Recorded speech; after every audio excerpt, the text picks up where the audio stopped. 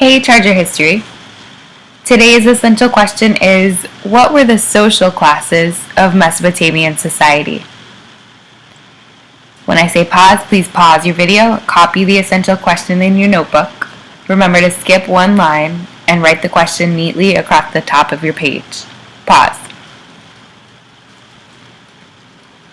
Now draw your vertical line for your notes. Remember to circle key vocab today. That's keywords for this lesson and also from lessons that you've already learned. Your first key vocab is social class.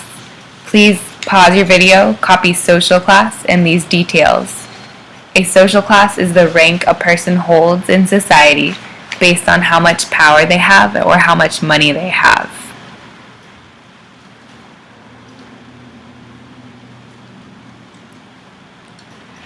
So as societies become more advanced, one problem is that some people start to have more money and power, while other people start to have less. That's even a problem that we have in our society today.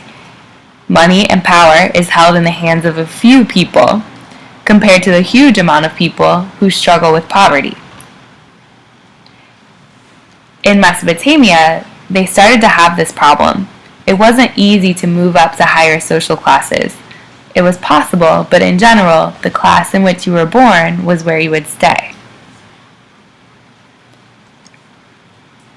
Let's draw a shape that looks like this to reflect the social structure of Mesopotamian city-states.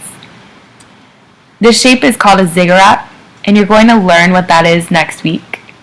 For now, please pause your video and draw the shape that you see. Make sure that your ziggurat has 5 boxes just like mine. Pause.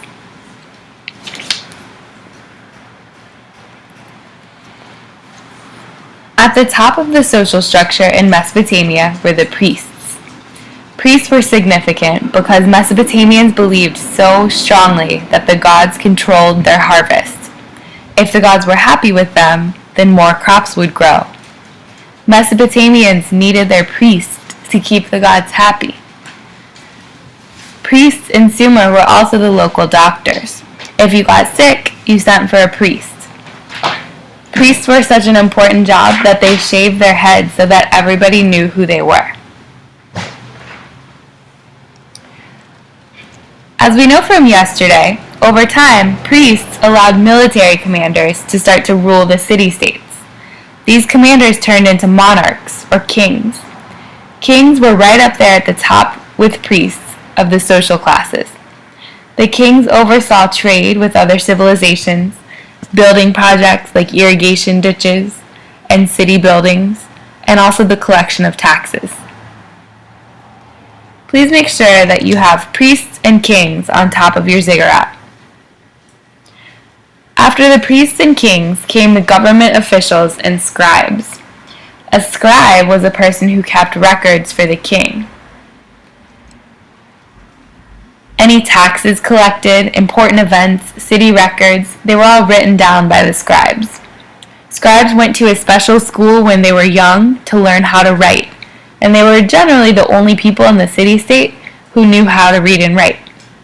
Government officials were people who worked for the king, collecting taxes and making sure that the city ran smoothly. After the scribes and government officials came the wealthy merchants. Please write down wealthy merchants on the 3rd level of your ziggurat. These are like the rich bankers of today. They were people who made a lot of money by buying and selling goods. They traded with other societies, and they sold goods like fabric and jewelry and spices to people that lived in their cities and in other cities.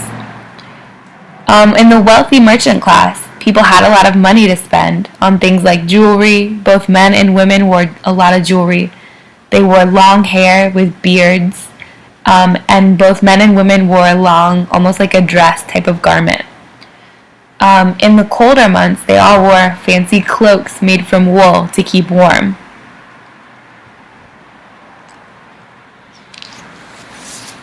Please pause if you need time to write.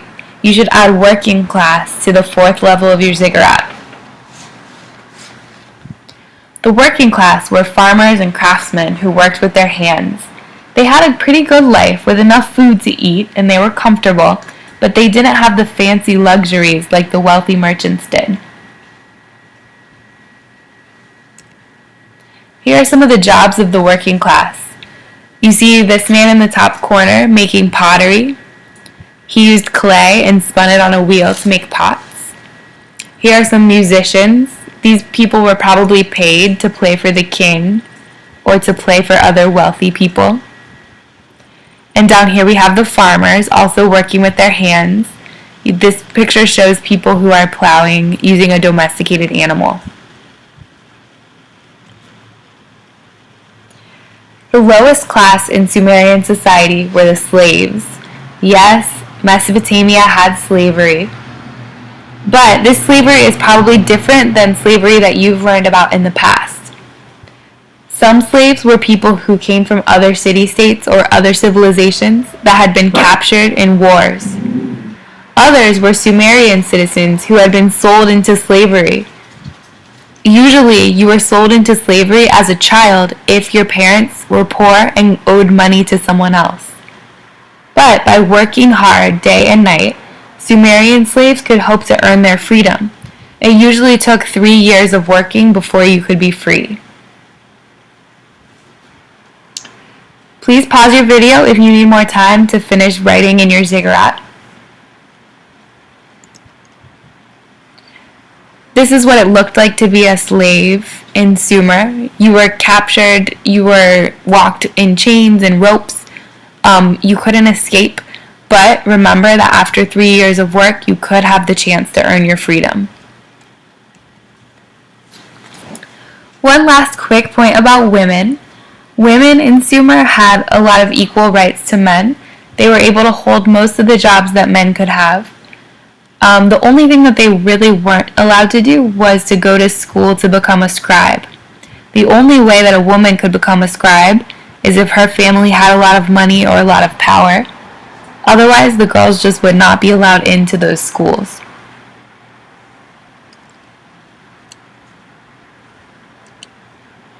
Now you know how the social classes were organized in Sumerian city-states. Overall, most Sumerians had what they needed to live. But of course, the higher that you were on that ziggurat, the more comfortable and the more luxuries you had. Please X out of your tab, go back to your playlist, and check out what is next.